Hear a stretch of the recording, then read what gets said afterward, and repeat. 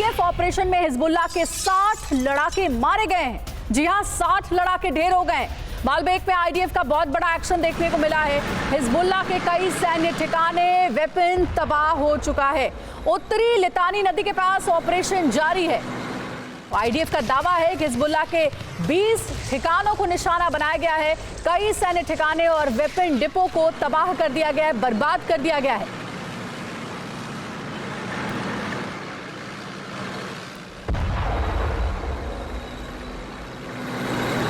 तस्वीरें आप देख सकते हैं कि विध्वंसक हो चला ये युद्ध। अब आईडीएफ चुन चुनकर हिजबुल्लाह के सैन्य ठिकानों को बर्बाद कर रही है, तबाह कर रही है। और अभी एक बहुत बड़ा दावा आईडीएफ की ओर से किया गया है कि हिजबुल्लाह के 60 लड़ाकों को मार दिया गया है।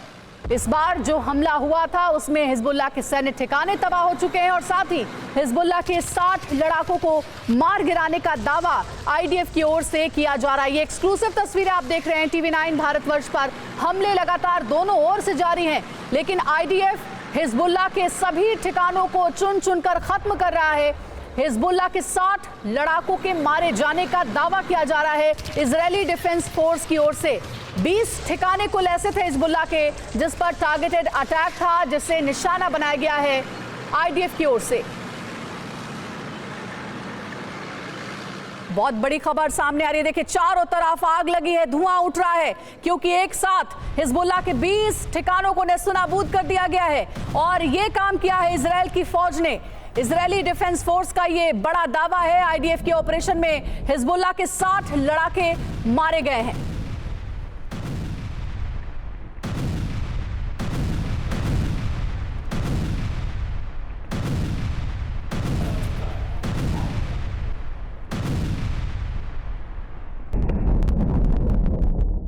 लड़ाकों के ढेर होने की जानकारी है और देख सकते हैं आप कि हमले के बाद कैसे चारों तरफ धुआं नजर आ रहा है। ये पूरा सैन्य ठिकाना जो कि मलबे में बदल गया। ये दो तस्वीरें आप देख सकते हैं आईडीएफ का बड़ा ऑपरेशन, जिसकी ताजा तस्वीरें हमने आपको दिखाई हैं। 20 ठिकानों पर हमला किया गया है और ये ठिकाने हिजबुल्लाह के बताए जा रहे 60 लड़ाकों के मारे जाने की खबर है। और इसी पर ज्यादा जानकारी के साथ हमारे सहयोगी सुमित चौधरी हमारे साथ जुड़ गए। सुमित, ताजा अटैक हुआ है इजराइल की ओर से। बहुत बड़ा दावा किया जा रहा है कि हिजबुल्लाह के 20 ठिकाने हमने बर्बाद कर दिए और साथ ही 60 लड़ाकों को मार दिया गया है।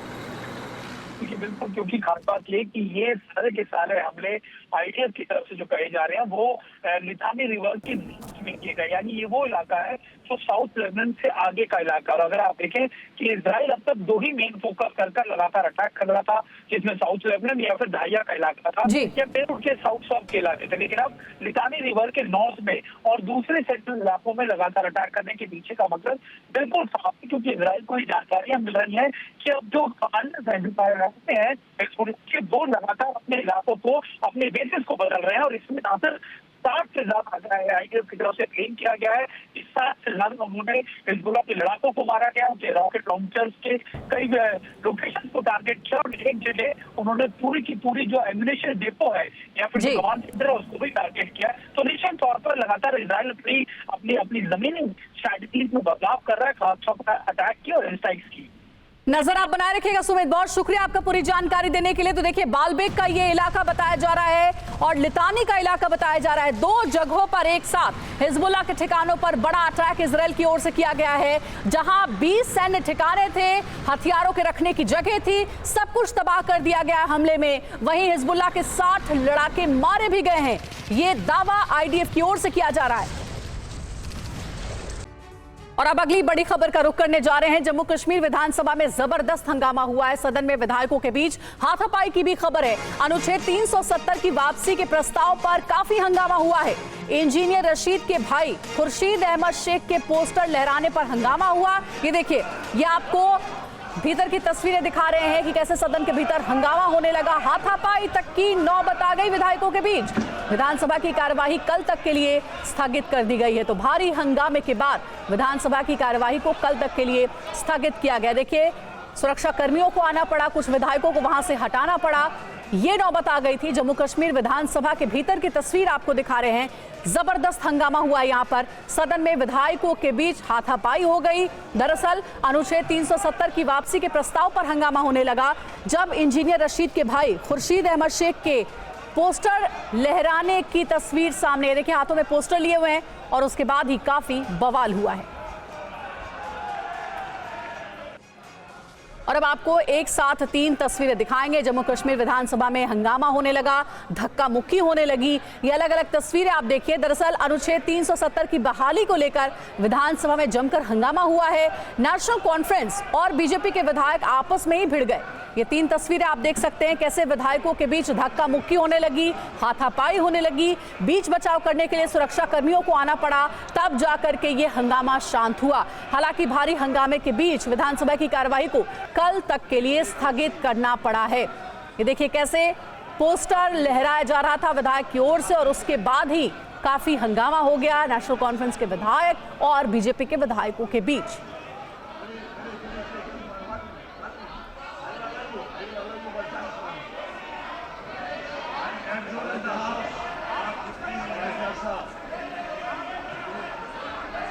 और अब देखिए एक साथ आपको 4 तस्वीरें हम दिखा रहे हैं। ये विधानसभा के भीतर की तस्वीर है, जम्मू कश्मीर विधानसभा ये जहां जमकर आज बवाल हुआ है। नेशनल कॉन्फ्रेंस और बीजेपी के विधायक आपस में भिड़ गए थे। हंगामा उस वक्त होने लगा जब इंजीनियर राशिद के भाई खुर्शीद अहमद ने सदन में 370 का बैनर दिखाना शुरू कर दिया। आप हाथ में पोस्टर देख पा रहे होंगे।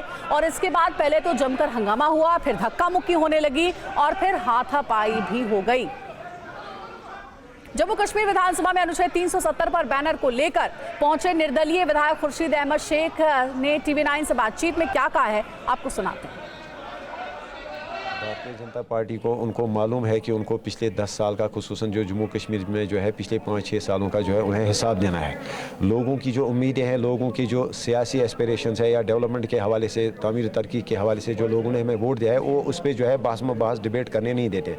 जो गवर्नर साहब का खुतबा है उस पर बात करनी थी, हर मेम्बरान को अपनी जो राय रखनी थी, बट अनफॉर्चुनेटली उन्हें एक बहाना मिला है इस वक्त बीजेपी वालों को कि वो असल मुद्दों से जो है भटक रहे हैं और 370-35 से या जो 5 अगस्त का फैसला लिया गया उसकी जो मजम्मत है, उसकी जो रिजेक्शन के लिए जो है हम जो रेजोल्यूशन लाना चाहते हैं असेंबली में, इससे वो इन मुद्दों से आपने भी बैनर दिखाया, उससे भी कई मेंबरान जो है वहाँ पर गुस्सा हुए, तो उस पर क्या कहेंगे? भाजपा वाले गुस्सा हो गए और कौन गुस्सा होगा? आपने खुद देखा होगा क्योंकि जो कल रेजोल्यूशन लाई गई वो एक कमज़ोर रेजोल्यूशन है और इसमें उन्होंने कहा स्पीकर साहब को हमने इवन के सेक्रेटरीट जो है असेंबली सेक्रेटरीट को हमने पहले दिन से जो फर्स्ट डे था 4 नवंबर से पहले ही 2 दिन पहले ही हमने अप्रोच किया था कि हम 370 और 35 के हवाले से जो 5 अगस्त को फैसला लिया गया उसकी कंडेमनेशन के हवाले से हम एक रेजोल्यूशन लाना चाहते थे और हमने यहाँ अप्रोच किया। इन्होंने कहा कि यहाँ अभी कोई प्रोविज़न नहीं है, ये एक सिंपल सा एक शॉर्ट सेशन है जिसमें रेजोल्यूशन लाने का कोई प्रोविज़न नहीं है। तो अनफॉर्चुनेटली जब उसके बाद जो एक रेजोल्यूशन लाया गया, बहुत जल्दी में कल लाया गया वो रेजोल्यूशन जो कि एक सप्लीमेंट्री लिस्ट ऑफ बिजनेस में, तो हमने भी मुख्तसरन बहुत कम वक्त में जब हमने पढ़ा थोड़ा सा हमें लगा कि उसमें जो है लोगों के लिए जो है एक पहला कदम है। तो देखिए पूरी बातचीत आपने देखी और सुनी। जम्मू कश्मीर विधानसभा में अनुच्छेद 370 की वापसी को लेकर लाए गए प्रस्ताव पर कांग्रेस विधायक इरफान हाफिज लोन ने बीजेपी पर सवाल उठा दिए हैं। उन्होंने कहा है कि हम आजादी के लिए कुर्बानी देने वाले लोग हैं। इरफान साहब, आपको एक्सपेक्टेड था कि हाउस में आज ऐसे होने वाला है और दूसरा फ्रेश रेजोल्यूशन भी आज जो है मूव किया गया? हमें कोई फ्रेश रेजोल्यूशन के बारे में इतला नहीं है, ना ही देखा ही हमने। हमें खाली ये पता है कि बीजेपी वालों ने हाउस को चलने नहीं दिया, गुंडागर्दी की। हाँ, उनकी मंशा थी कि हाउस ना चले।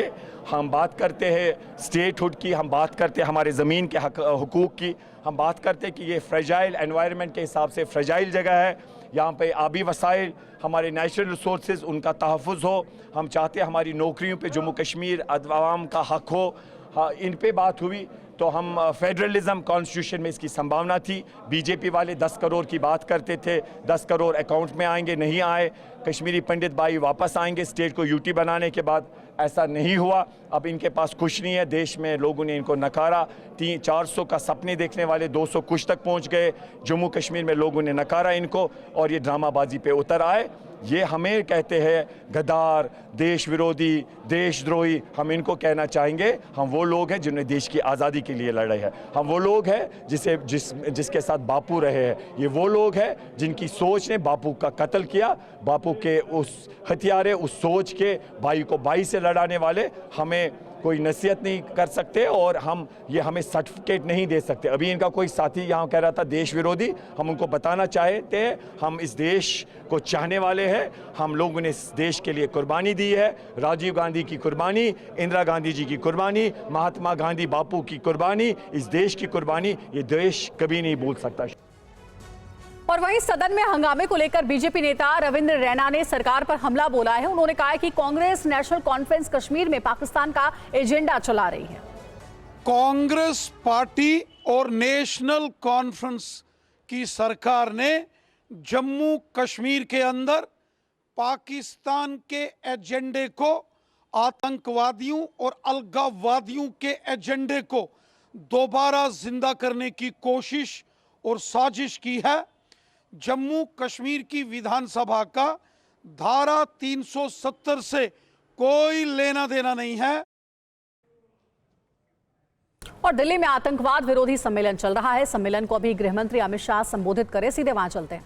नफीस के अंदर 3 करोड़ से ज्यादा फिंगरप्रिंट का डेटा आज उपलब्ध है, जो आपके पुलिस स्टेशन से एक्सेस इसको मिल सकता है। एनकोड नारकोटिक्स के समन्वय मैकेनिज्म का हमने एक प्लेटफॉर्म बना दिया है और मानस एक हेल्पलाइन भी बनाई है नारकोटिक्स के रोकथाम के लिए। ये सारे डेटाबेस को उपयोग कर इस साइलो में पड़े डेटाबेस को एआई का उपयोग कर इसके एनालिसिस और उपयोग के लिए भी अब एनआईए इनिशिएटिव ले रही है। परंतु मेरा सभी राज्यों के पुलिस प्रमुखों को आग्रह है और विनंती भी है कि आपके सभी स्तंभ की ट्रेनिंग में ये डेटा के उपयोग को हिस्सा बनाइए। अमित गर्ग जी यहां बैठे हैं। हम राष्ट्रीय अकादमी में तो अब बनने वाले सभी एसपी को इसका ढंग से प्रशिक्षण देंगे, परंतु जब तक डीवाईएसपी, पीआई, पीएसआई इस सबको भी ये डेटाबेस के उपयोग का महत्व नहीं समझाएंगे, मैं नहीं मानता इसका उपयोग हो पाएगा। तो मैं चाहता हूं कि इसका उपयोग ज्यादा हो और मैं एनआईए को भी कहना चाहूंगा कि क्वेरी बेस्ड एक्सेस के माध्यम से ये डेटा को नीचे पहुंचाने में आपने भी कोई तंत्र को समन्वयित करना चाहिए और तंत्र की रचना करनी चाहिए। रैंसमवेयर, मेलवेयर, ये सबसे ये डेटा की सुरक्षा की जिम्मेदारी भी एनआईए ने ही लेनी पड़ेगी। नेशनल क्राइम रिकॉर्ड ब्यूरो ने ठीक प्रकार से व्यवस्था की है, परंतु एनआईए का दायित्व है कि जितने भी डेटा की चोरी के मामले दुनिया भर में आते हैं, इसका एनालिसिस कर टाइम टू टाइम अपनी सुरक्षा को अपग्रेड करना चाहिए। एनआईए एक्ट में हमने जो सुधार किया, इसमें ह्यूमन ट्रैफिकिंग, साइबर, आतंकवाद, विस्फोटक पदार्थ का अधिनियम और आर्म्स एक्ट को भी अब हमने डाल दिया है। और इस सब का नतीजा अगर हम देखें तो देश में तीनों सेक्टर जो हमारे लिए नासूर बनकर खड़े थे, चाहे कश्मीर हो, चाहे नॉर्थ ईस्ट हो, चाहे वामपंथी उग्रवाद हो, तीनों जगह पे उग्रवादी घटनाओं पर एक मजबूत स्थिति, कंट्रोल हमारी सुरक्षा एजेंसियों ने प्राप्त किया है। वो हम सब के लिए संतोष का विषय है, मगर इसको और आगे ले जाना है। आज एक विषय आपके सम्मेलन में, 2 दिन के सम्मेलन में है, इसमें यूएपीए के मामले में किस प्रकार से जांच हो और किस प्रकार से प्रोसिक्यूशन की कार्यवाही हो। मैं इसलिए उदाहरण देना चाहता हूं कि एनआईए भी यूएपीए का ही उपयोग करता है। एनआईए ने 632 मामले दर्ज किए और इसमें से 498 में लगभग 500 में आरोप पत्र दायर कर चुके हैं और 95% से ज्यादा दोष सिद्धि का दर है। अगर ये एनआईए कर सकता है तो स्टेट पुलिस क्यों नहीं कर सकती? जहां पर भी यूएपीए लगाने की जरूरत है वहां निसंकोच लगाना चाहिए और जहां यूएपीए लगाए वहां आपकी सुपरवाइजरी अथॉरिटी की जिम्मेदारी है कि इसकी जांच एनआईए के तर्ज पर ही हो। इसलिए मेरा आग्रह था और अभी एक एसओपी इसकी पूरी एक बहुत अच्छा बुकलेट मैंने डिटेल में देखा भी है। सदानंद जी मुझे 20-25 दिन पहले देकर गए थे।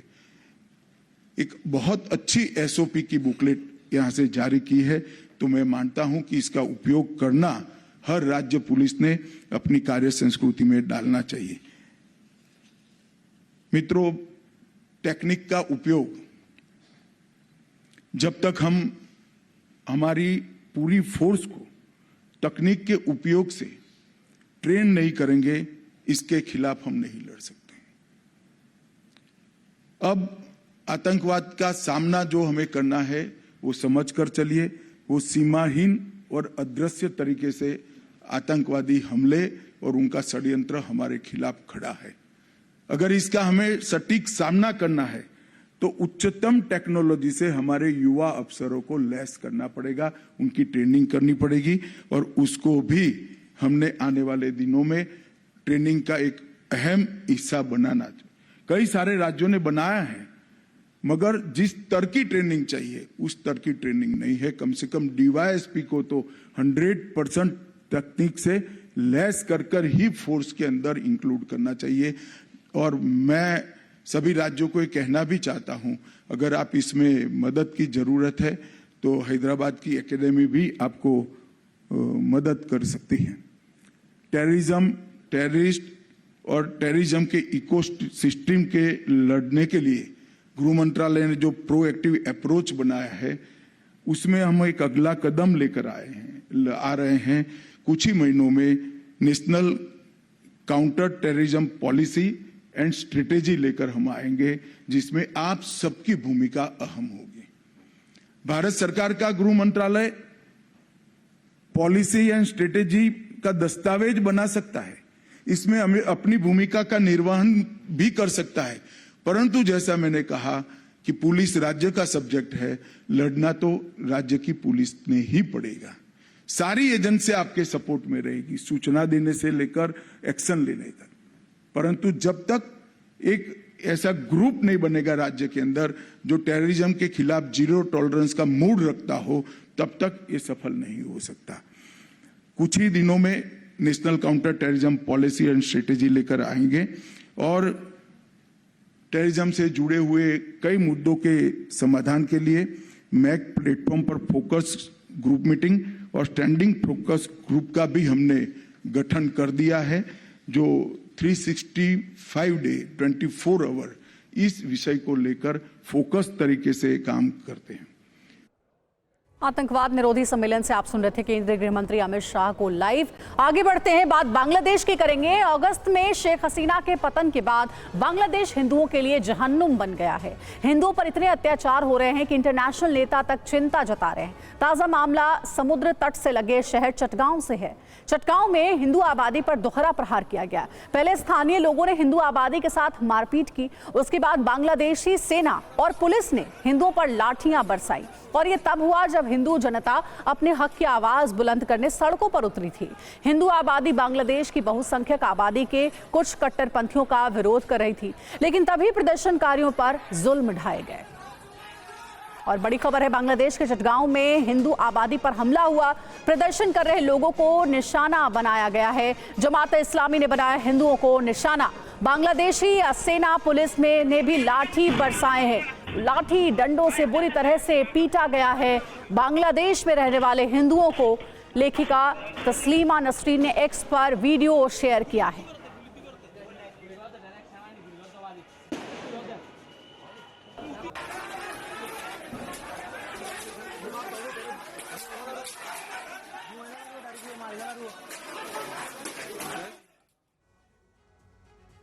और अब ये पूरा मामला क्या है और कैसे बांग्लादेश में एक बार फिर हिंदुओं पर अत्याचार हुआ है, इसे डिटेल में आपको हम समझाते हैं। ये घटना 5 नवंबर की है, जब कट्टरपंथी इस्लामिक समूह जमात इस्लामी के एक सदस्य उस्मान अली ने सोशल मीडिया पर एक पोस्ट लिखा। उस्मान अली के इस पोस्ट में हिंदू धर्म और इस्कॉन के खिलाफ अपमानजनक बातें लिखी गई थी। इसे पढ़कर हिंदू आबादी का खून खौला और सैकड़ों हिंदू जमा हुए और उस्मान अली की दुकान के बाहर जमा हो गए और नारेबाजी करने लगे। इसके जवाब में जमात इस्लामी के लोग भी जमा हुए और हिंदू आबादी पर हमला कर दिया। हिंदुओं को पीटा जाने लगा। बवाल बढ़ा तो मौके पर बांग्लादेशी सेना और पुलिस के जवान आ गए। इन जवानों ने भी जमात इस्लामी का पक्ष लिया और वहां मौजूद हिंदुओं पर लाठी डंडे बरसाए। हिंदुओं को दौड़ा दौड़ा कर पीटा गया। कुछ हिंदुओं की दुकानों को भी निशाना बनाया गया।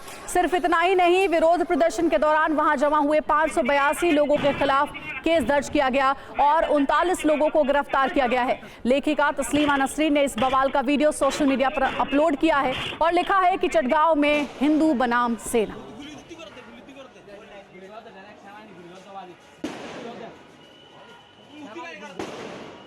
तो बांग्लादेश में 5 अगस्त को शेख हसीना का तख्ता पलट हुआ। शेख हसीना बांग्लादेश से जान बचाकर भारत आ गई। शेख हसीना के बाद वहां अंतरिम सरकार बनी जिसके मुखिया बनाए गए नोबेल पुरस्कार विजेता मोहम्मद यूनुस। लेकिन मोहम्मद यूनुस भी बांग्लादेश में हिंदू दमन नहीं रोक पा रहे। 5 अगस्त के बाद बांग्लादेश में हिंदुओं पर अत्याचार का सिलसिला शुरू हुआ था जो आज तक जारी है। और आपको जल्दी से कुछ जानकारियां दे देते हैं। देखिए, बांग्लादेश में करीब 1 करोड़ 31 लाख हिंदू रहते हैं जिन पर अत्याचार हो रहा है। बांग्लादेश के 27 जिलों में टारगेट पर है हिंदू। यहां पर लगातार हिंदुओं को टारगेटेड अटैक का सामना करना पड़ रहा है। अगस्त में शेख हसीना के तख्ता पलट के बाद से हिंदुओं पर सितम जारी है और अगस्त में पंचगढ़ जिले में हिंदुओं पर हमला हुआ था। 20 घरों और जैसोर में 22 हिंदू दुकानों पर हमला किया गया था। और अब आगे बढ़ रहे हैं, वक्त हो गया महाराष्ट्र विधानसभा चुनाव पर हमारे खास शो पोल खोल का। हमारे संवाददाता अक्षय विनोद शुक्ल ने आज मुंबई के डब्बा वालों से बात की, उनके काम करने का तरीका देखा। नेता उनके काम करने के तरीके और डेडिकेशन से क्या सीख सकते हैं, आप भी देखिए और खुद फैसला कीजिए। मुंबई से देखिए हमारा स्पेशल शो पोल खोल। भाई गाजे बाजे के साथ आज हम जिस जगह पर पहुंचे हैं ये अपने आप में बेहद खास है। खास इसलिए क्योंकि 130 से भी ज्यादा साल से जो पूरे मुंबई ही नहीं बल्कि पूरी दुनिया में अपने समर्पण, अपनी ईमानदारी, अपनी समय निष्ठा और अपने सेवा भाव के लिए एक अलग पहचान रखते हैं। वैसे ये सारी क्वालिटी नेता में होने चाहिए, नेता में हो या ना हो, लेकिन इन सब के भीतर वो क्वालिटीज आपको जरूर मिलेंगी। जी हाँ, ये हैं मुंबई के डब्बा वाले जो 1890 से यानी 134 साल से भी ज्यादा का वक्त हो चुका है। सही बोल रहा हूँ मैं? बिल्कुल सही। उस समय से ये निरंतर चल रहे हैं। और आप लोग, मैंने जो सुना कि मुंबई में जो भी चीज चल रही होती है एक जगह से दूसरी जगह जाने के लिए, पैदल, साइकिल, गाड़ी, बस, ट्रेन, सबका इस्तेमाल होता है। बिल्कुल। मुंबई को अगर समझना है तो एक डब्बे वाले के पास कुछ देर के लिए बैठ जाइए, वो मुंबई को समझा देंगे। क्योंकि गलियारों से लेके बड़े बड़े टावर्स तक और किचन से लेके कॉरपोरेट ऑफिस तक हमारा रोज का जो ये आना जाना रहता है उसके बदौलत, और जितने भी ट्रांसपोर्ट पब्लिक ट्रांसपोर्ट सिस्टम है या तो फिर मुंबई के आवाजाही की जितनी भी साधने हैं, हर किसी से वाकिफ है हम लोग। ये बात बोली ना कि देखिए पेट का से दिल का रास्ता जाता है, तो भैया इनका तो काम ही सीधा वहीं से होता है जिसको हम रसोई कहते हैं। तो आप लोग भी दिल का रास्ता तय कर रहे हैं आराम से? आराम से, एकदम मजा में। मैं एकदम मजा में। कोई दिक्कत, कोई परेशानी आती है जब जाते हैं? क्योंकि मैं देख रहा हूँ मुंबई में ट्रैफिक का बड़ा परेशानी होता है। हमको यहाँ आने में 2 घंटा लग गया। नहीं, साइकिल पे नहीं होता है। साइकिल पे नहीं होता है। और क्या, जैसे साइकिल का पार्किंग है ना, स्टेशन पे पार्किंग है। हाँ, और कहीं जाते हैं तो कुछ दिक्कत परेशानी? भाव बोल सही रहे हैं, समझ भले मुझे ना आए, लेकिन आप हिंदी में बोलेंगे तो आपको भी समझ में आएगा। क्या बोलते हैं? अच्छा, आपको आप सुन नहीं पाते हैं। अच्छा, लेकिन बावजूद इसके देखिए वो लगातार काम कर रहे हैं। ये चुनौतियां जब आती हैं तो कैसे इसका समाधान निकालते हैं, कैसे उनको बताते हैं कि कहाँ जाना? लिपसिंग से बात करते हैं उनके साथ, वो लिपसिंग में समझते हैं वो लोग। हाँ, वैसे अच्छा, कई बार ये अच्छा होता होगा ना, कस्टमर चिल्लाए तो भी कुछ समझ में नहीं आता उनको। तो ऐसा काम आप लोग करते क्या कि कभी डांट पड़े, कुछ हो? नहीं, पड़ती है, डांट तो पड़ती है ना। कभी गलत होता है तो डांट पड़ती है। क्या होता है लेट होने पे? डब्बा लेट होता है या किसी का इधर उधर भूल जाता है, कभी कभी ट्रैफिक की वजह से। ट्रैफिक की वजह से कभी लेट होगा ना, बारिश के टाइम, तभी कभी कभार होता है, बस और कुछ नहीं आता। नहीं, ऐसा ये जो उदाहरण है ना डांट का, वो बहुत कम प्रमाण में रहता है यहाँ पे, क्योंकि हम बहुत नेकी के साथ ये काम करते हैं कि ऑन टाइम कस्टमर को पहला डब्बा पहुँचाना, ये हमारा मेन कार्य रहता है। तो ये जो डांट होती है वो हमारे आपस में होती है, कस्टमर की बहुत कम ये देती है, क्योंकि हम लोग 6 सिग्मा पे अगर परफॉर्म कर रहे हैं कि 6 लाख ट्रांजैक्शन में अगर एक एरर आता है तो वही एक डांट पड़ती है। 6 लाख में एक एरर? अरे भाई साहब, नेताजी जहाँ कहीं भी हो वो आए और डब्बा वालों से संपर्क करें भाई। एक एरर, यहाँ तो काम करते हैं तो एरर ही एरर आता है क्या? बराबर है, बराबर है। ऐसा नेताजी कभी आए ऐसे पूछने, जैसे हम आए हैं, नेताजी लोग कभी आते हैं कि बाबू कैसा काम करते हैं हमको सिखाओ ना, हम भी करेंगे? नहीं, ऐसा कभी नहीं नेताजी आ गया। लेकिन आना चाहिए। नहीं आना चाहिए, पर ऐसा पूछने के आना चाहिए, दूसरा काम के लिए नहीं आना चाहिए। हाँ, खाली हम कैसा काम कर रहे हैं, हमारे काम का दखल लेना चाहिए, ये पूछने का आना चाहिए।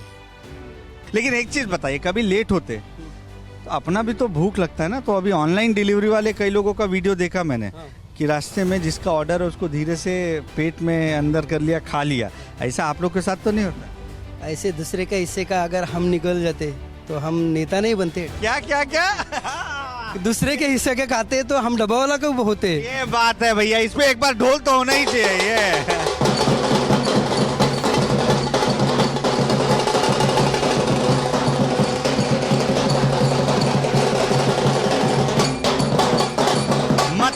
मतलब साफ है कि दूसरे का हिस्से का उस तक पहुंचे तब वो डब्बा वाला ही नहीं, नेता भी अच्छा कहला सकता है।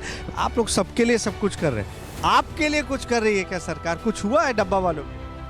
134 साल तक आज तक हमारे लिए मतलब जो भी सुविधा जो डब्बे वालों को मिलने चाहिए वो मिली नहीं। फिलहाल इसमें डब्बे वालों के लिए एक ऐतिहासिक मुंबई डब्बा वाला अनुभव केंद्र बना है, उसके लिए कम से कम एक 7 कोटी का फंडिंग, वो काम भी फाइनल हुआ है, पूरा हुआ है। ये किसने किया है? ये देवेंद्र जी फडणवीस जो महाराष्ट्र राज्य के उप मुख्यमंत्री है, उन्होंने दिया है। और जो हमारे घर की मांग थी वो कई तक लास्ट तक आई है। भविष्य में जो भी सरकार आएगी, मतलब जो जिसकी भी गवर्नमेंट बनेगी, हम लोग ऐसे बोलेंगे कि जो डब्बे वाला आज तक प्रामाणिकपणे काम करते हैं वैसा ही नेता प्रामाणिकपणे आगे से काम करते रहे, और जो भी गरीबों की सुविधा है वो उनके पास पहुंचाते रहे। ये देखिए, टाइम की पंक्चुअलिटी किसे कहते हैं आप समझ जाएंगे कि काम अपना रुकना नहीं चाहिए। तुरंत जो भाऊ यहाँ हमारे साथ खड़े थे, उनका समय हो रहा है, उन्होंने वक्त देखा कि भाई डब्बा खुलने का समय हो रहा है या बंद होने का समय हो रहा है, उससे अपनी घड़ी मिलाई है और यहाँ से तुरंत अब रफ्तार पकड़ने की तैयारी हो रही है। कहाँ जा रहे हो भाऊ आपकी? सर मैं जाएगा वैसे विरार। कैसे जाते हैं? ट्रेन से। कितना टाइम लगता है? 1.25 घंटा पकड़ के चलो, समथिंग 1.25 घंटा। हाँ, 1 hour 15 minutes। इंग्लिश बोलते हैं आप? एंड माय बच्चे इंग्लिश स्कूल स्पीक। वाह, क्या बात है यार। एक बार दादा के लिए ताली बजाओ भाई सबके साथ। हाँ, सो व्हाट मंडल के लिए और आप चाइना वाले के मैं थैंक यू बोलता हूँ। हाँ, क्योंकि मेरे बच्चे आपके बच्चे? मेरा बच्चा 10वीं में इंग्लिश में पढ़ता है। अरे वाह। सेकंड वाला इंग्लिश में पढ़ता है और क्रिकेट के लिए कोशिश करता है। तो इंग्लिश का या पढ़ाई का यहाँ पे स्तर कैसा है अभी? हमारे कंपनी से बच्चे के स्कूल का पेमेंट्स का कनाडा से पैसा मिलता है हर साल में। सरकार की तरफ से मिलता है क्या? अभी सरकार से तो हमको रूम मिलने वाला है। खुशी है? मतलब खुशी। कौन से सरकार दे? 550 का एरिया मिलने वाला है। शिंदे सरकार, मोदी दे रही है, घर दे रही है। मोदी जिंदाबाद। वाह, क्या बात है भैया। भैया खुल के बोलते हैं। डब्बे वाले क्या आज मुंबईकर या पूरे महाराष्ट्र को क्या संदेश दे रहे हैं? देखिए, हम एक ही और नेकी के साथ काम करते आए रहे। मेरा नेता लोगों को एक सामान्य नागरिक के तौर पे कहना यही है, ईमानदारी के साथ लोगों के लिए काम करो। गौर गरीबों के जो दुख है, दर्द है, पीड़ा है, उसको समझो, उसको साझा करने की कोशिश करो। आपको इसलिए हम लोग चुन के देते हैं कि हमारा जो भी विकास है या तो फिर जो भी हमारी सोसाइटी की जो भी ज़रूरतें हैं वो पूरी करने की आपकी तरफ से प्रयास या कोशिश करेंगे। और मुंबई कर पब्लिक को मैं संदेश तो नहीं देना चाहता हूँ, मगर सबको एक यह अपना अमूल्य अधिकार है वोट, तो सब जाके वोट करे और एक अच्छा जाति पाति धर्म इसके आगे इसमें हमारा डेमोक्रेसी लोकशाही देश है। तो ये आजकल दुख की बात यह है, पीड़ा होती है मेरे जैसे एक भारतीय कहलाने में, कि आजकल लोग जाति पाति या तो फिर धर्म के नाम पर वोटिंग डालते हैं। भाई, हमारी सवारी अब पहुंच चुकी है चर्च गेट। दरअसल ये एक ख़ास मुकाम है। अगर आप डब्बा वालों की बात करें तो यहाँ से वो अपने काम को आगे रफ्तार देते हैं। मैं गलत बोलता क्या? बराबर। बराबर। यहाँ क्या होता है आप बताइए। जो हमारा शॉर्टिंग पॉइंट हर स्टेशन से जो अलग अलग स्टेशन से जो डब्बा लेके आते हैं, ये चर्च का हमारा सबसे बड़ा पॉइंट है। यहाँ पे बाहर से भी जो टूरिस्ट आते हैं वो भी देखने के लिए आते हैं कि डब्बा वाला क्या काम कर रहा है, डब्बा वाले की क्या कोडिंग सिस्टम है। और हर स्टेशन के जो लोग जो कुल जो रूल्स है हमारे कि जो चेंज सिस्टम चलता है उसके दायरे में हर स्टेशन से आदमी उसी हिसाब से डब्बा यहाँ पे लेके आके अलग अलग स्टेशन का यहाँ पे शॉर्टिंग होता है, वापस सबको अलग अलग एरिया दिया जाता है और उसके बाद उनको डिलीवरी करने के लिए चालू कर। मतलब यहाँ कोडिंग होती है, सारे अलग अलग जगह से आने के बाद कोडिंग को देखने के बाद अब बांटते हैं कि कौन से एरिया का कौन सा डब्बा है ना। अभी वो भी दिखाता हूँ मैं आपको। साइकिल एक बार पार्क कर लूँ, फिर उसके बाद रफ्तार देते हैं हमारी इस बातचीत को और जानते हैं कि आखिर डब्बा वालों की क्या है समस्या, डब्बा वालों की क्या है उम्मीदें इस चुनाव में। भाई जो काम है इस काम के लिए बहुत ताकत, बहुत एनर्जी चाहिए होती है, डिटर्मिनेशन तो चाहिए ही चाहिए, उसके अलावा ताकत चाहिए कि नहीं चाहिए? चाहिए। तो क्या कैसे ताकत आती है आप लोग के अंदर? कोई रामकृष्ण हरी। अच्छा, ये क्या मंत्र है आप लोगों का? जो वारकरी संप्रदाय से हम लोग जुड़े उसका ये मंत्र ही है। जो हम लोग हमारे काम को जो प्रोत्साहन आना चाहिए उसके लिए हम लोग सब मिलके जो भजन करते उसमें रामकृष्ण हरि बोलते उसमें, उससे हमारी एनर्जी ज़्यादा से ज़्यादा बढ़ जाती है। क्या बात, आपका तो गेटअप ही पूरा एकदम मस्त लग रहा है। एक बार आप वही जो नारा बोल रहे हैं जोर से बोलो ना, सब साथ में बोलेंगे। राम कृष्ण हरी, राम कृष्ण हरी, राम कृष्ण हरी। क्या बात है। और ये जो माला वाला आपने पहनी, मैं देख सकता हूँ क्या क्या है इसमें, क्या बना है इसमें? ये तुलसी का माला है। इसका ऊपर हमारा भगवान है। अच्छा, मावली बोलते हैं उसको, ज्ञानेश्वर मावली। क्या आपको बार बार याद दिलाते हैं कि कैसा काम करने का, क्या करने का, क्या दिलाते हैं ध्यान? एनर्जी आता है ना उसमें। हाँ, एनर्जी का स्रोत है। और हाथ में जो डब्बा पहना, अरे वाह, ये डब्बा मैं खोज रहा था। अब तो डब्बे बदल गए ना, बदल गए, पहले का जैसा नहीं रह गया। अभी ये बहुत जुना डब्बा है, ये बहुत जुना। क्या इसमें लिखा है? ये जो लिखा है ए फॉर अक्षय लिखा है क्या? ये एस्पेरस टावर 17 माला लिखा है। ये उधर का निशानी है चर्च गेट का, ये निशानी है आदमी का, और ये स्टेशन से आता है वो उसका निशानी संता क्रूज। मतलब कोडिंग किया है किधर जाने का, सही जगह पे एड्रेस पहुंचने का। लेकिन भाऊ एक बात बताओ, अभी जैसे नेता लोग का पार्टी बदल जा रहा है, उनका कोडिंग बदल जा रहा है, तो कंफ्यूजन तो नहीं हो रहा है? नहीं कोई कंफ्यूजन नहीं हो जाए। क्या बोलते नहीं हो रहा है, नहीं हो रहा है। पहले वो इस पार्टी में था, उसका चिन्ह अलग था, अब इधर चला गया, तो फिर कोडिंग बदलना पड़ रहा है क्या? नहीं, हम लोग का है वही रहेगा। एक ही चिन्ह रहते हैं हम लोग का। आप लोग का एक ही चिन्ह? हाँ, एक ही चिन्ह। पार्टी का चिन्ह बदलने से दिक्कत? कोई नहीं।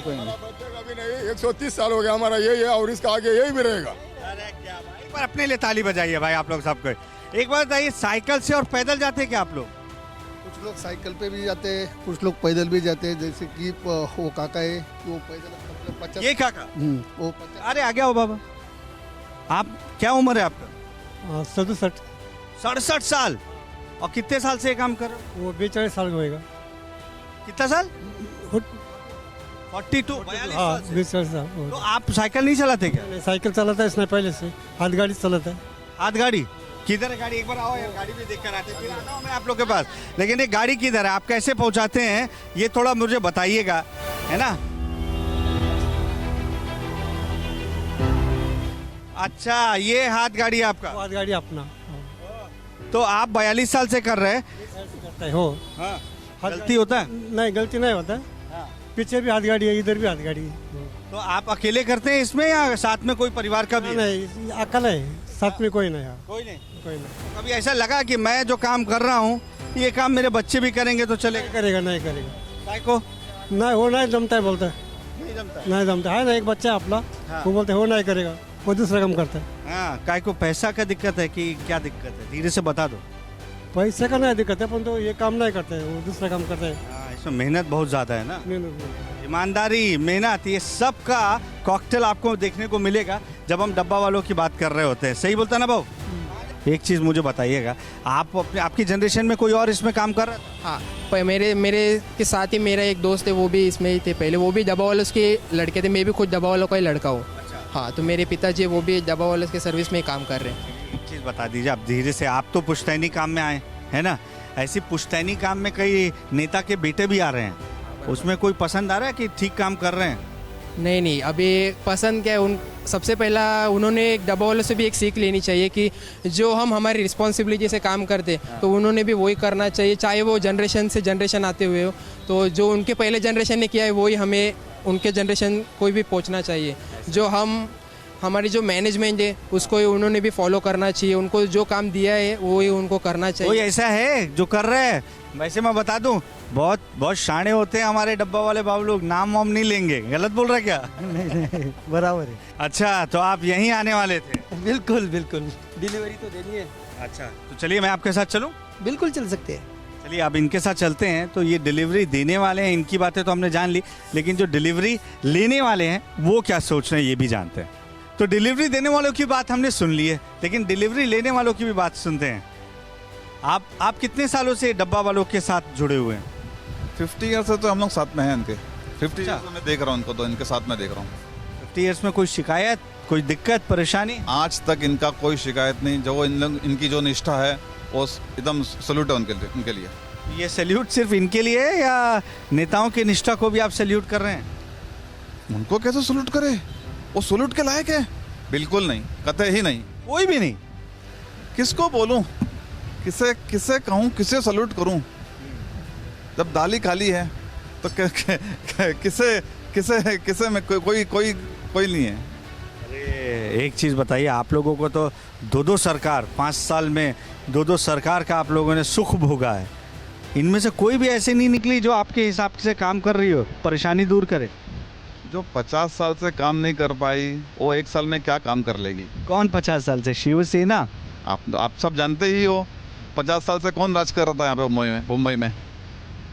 कुछ नहीं किया। कुछ भी नहीं। आपको भी लगता है आप यहाँ काम करते हैं? हम लोग भी काम करते हैं, वही है परेशानी, आने जाने का, ट्रेन में रस्ट है। हाँ, बाकी थोड़ा सा लेट हो जाता, बहुत ज़्यादा दिक्कत होता है आने में, और बाकी तो चल रहा है जैसे चल रहा है वैसे ही है। कौन सा सरकार ज़्यादा अच्छा काम कर रही है यहाँ? सरकार अभी हम लोग के टाइम में तो जो सामने हुआ है अच्छा ही हुआ है। कौन सी?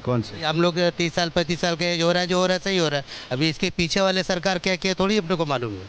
हाँ, नहीं तो 30-35 साल में 5 साल भी हैं क्या जिसमें 2 सरकार आई हैं? 2 सरकार आई है, जो जैसा मीडियम पे चल रहा है। आप इतना जो मुस्कुरा रहे हो, कोई गम है जिसको छिपा रहे हो? रमाकांत हम बात नहीं कर पाए थे, बाहर से आए हैं आप? कहाँ से हैं? इलाहाबाद से। इलाहाबाद क्या? तो यहाँ तो का कोई दिक्कत तो नहीं है? कुछ नहीं। तो पहले कह रहे हैं भैया है यहाँ से निकला, वो सब नहीं सब नहीं, ये सब कुछ नहीं। तो अभी कोई पार्टी है जो आप लोगों के लिए सोचती है?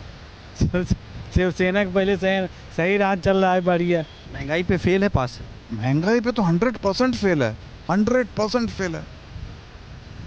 कि महंगाई कहाँ के कहाँ पहुँचा दिया। सब्जी को बताओ 120 रुपए किलो पहुँच गई है। दाल चावल गेहूँ आटा चावल कहाँ तक पहुँचा दिए है। पूरा घर का बजट पूरा हिल गया है। ये है कि देखिए, अब आप काम अच्छा कर रहे हैं, अच्छी बात है, उसकी तारीफ भी होगी, लेकिन जो काम अच्छा कर सकते थे और नहीं कर रहे हैं उसको जनता छोड़ेगी नहीं, उसकी भी पोल खोलेगी ज़रूर।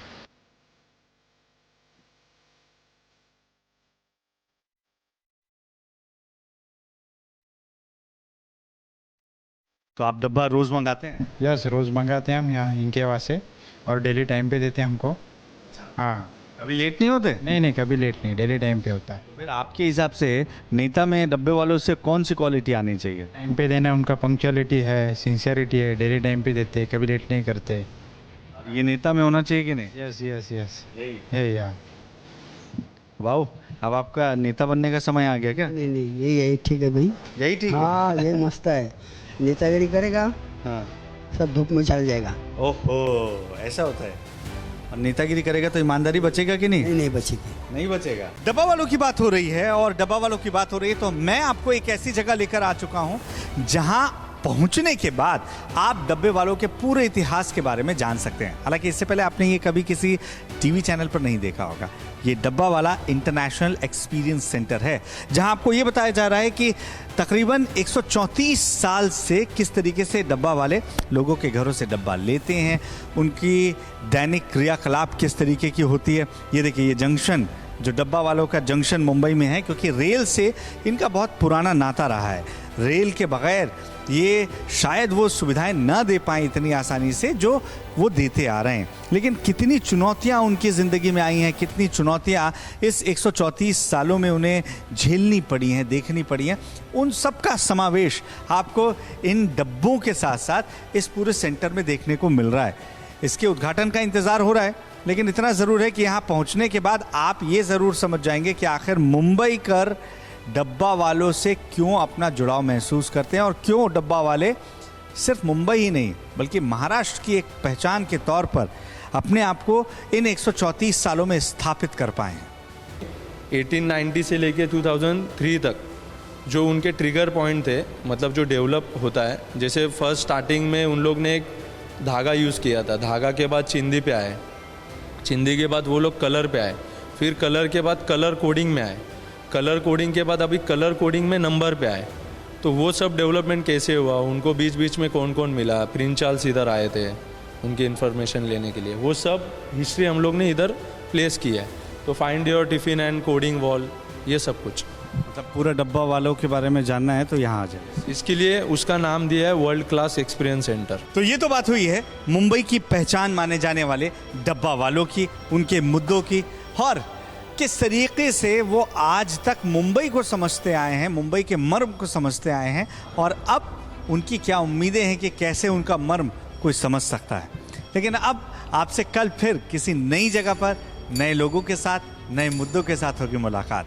तब तक आप लगातार बने रहिए TV9 भारतवर्ष के साथ। जम्मू कश्मीर में 370 बहाली के प्रस्ताव पर बीजेपी का हमला।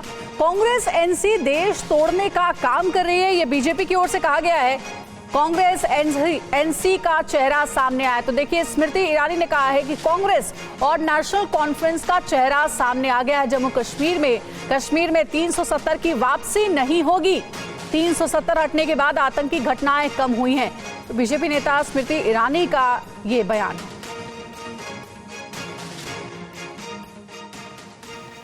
कल भारतीय संविधान का गला घोटने का दुस्साहस इंडिया अलायंस ने जम्मू कश्मीर में किया। जम्मू कश्मीर के वो दृश्य जिसमें भारत के संविधान की धज्जियां उड़ाते हुए आदिवासी अधिकारों, दलितों के अधिकारों और महिलाओं के अधिकारों का हनन करने का दुस्साहस कांग्रेस लेड इंडिया अलायंस ने जो किया, एक जागृत भारत उस दुस्साहस को बर्दाश्त नहीं करेगा। जिस रेजोल्यूशन को इंडिया अलायंस ने कल पारित किया, उसके अंतर्गत वो जम्मू कश्मीर में भारत के संविधान के खिलाफ एक नई जंग लड़ते हुए दिखाई देते हैं। आज मैं इंडिया अलायंस के नेताओं से पूछना चाहती हूं कि भारत की पार्लियामेंट और सुप्रीम कोर्ट का जो निर्णय सबको मान्य है, उस निर्णय का अपमान, उस निर्णय की अवहेलना करने का अधिकार कांग्रेस को, एनसी को देश में किसने दिया? आज मैं कांग्रेस, एनसी और इंडिया अलायंस के सभी नेताओं से पूछना चाहती हूं, धारा 370 हटने के बाद जम्मू कश्मीर में आदिवासी समाज को जो अधिकार मिले, क्या कांग्रेस और इंडिया अलायंस आदिवासी समाज के उन अधिकारों के खिलाफ खड़े रहेंगे? जम्मू कश्मीर में धारा 370 हटने के बाद दलित समाज, पिछड़े समाज को जो अधिकार भारत के संविधान के माध्यम से भारत की संसद ने सुपुर्द किए, क्या कांग्रेस नेत इंडिया अलायंस उनके खिलाफ खड़े रहेंगे? कल का रेजोल्यूशन कांग्रेस और इंडिया अलायंस के नेताओं का टैक्टिकल समर्थन दिखाता है उग्रवाद और आतंकवाद के समर्थन में।